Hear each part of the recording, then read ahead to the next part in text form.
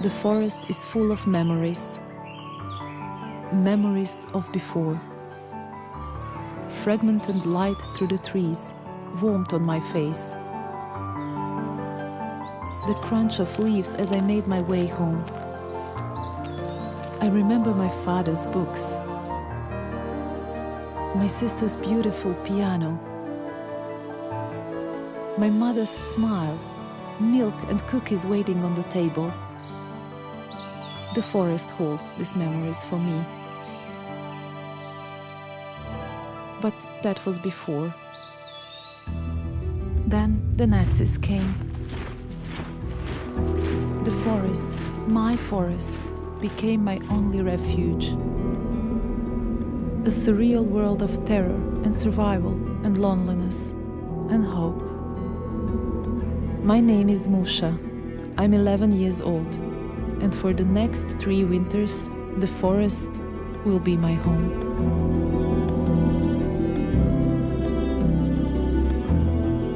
This is a true story you've never heard. When the Germans marched into Chorzow, Poland in 1941, they created, then destroyed a ghetto for Jewish families. A town of approximately 5,000 Jews, only 2 survived. Musha was one of them.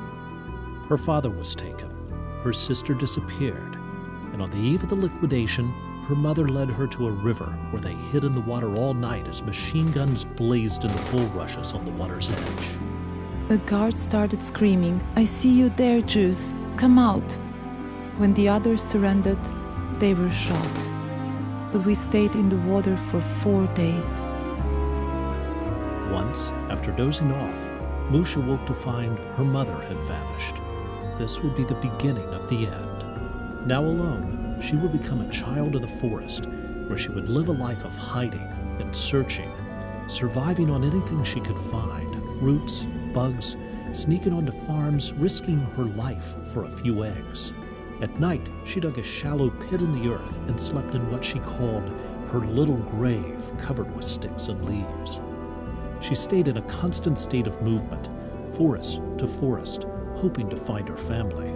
Once she met a group of refugees. Spotted by some children, they all hid in a haystack. Pretty soon, we heard voices. It sounded as if the entire village was there. They were singing and joking. They surrounded our haystack, screaming terrible things and telling us to come out. They took pitchforks and stabbed the haystack again and again. I heard cries around me. It seemed to last forever. Then all became quiet. Musha's incredible story tells of man's inhumanity to man, but also the indomitable spirit of a young girl. It's about the fragility of life, but also the power of a child's will to survive. And she did survive, somehow.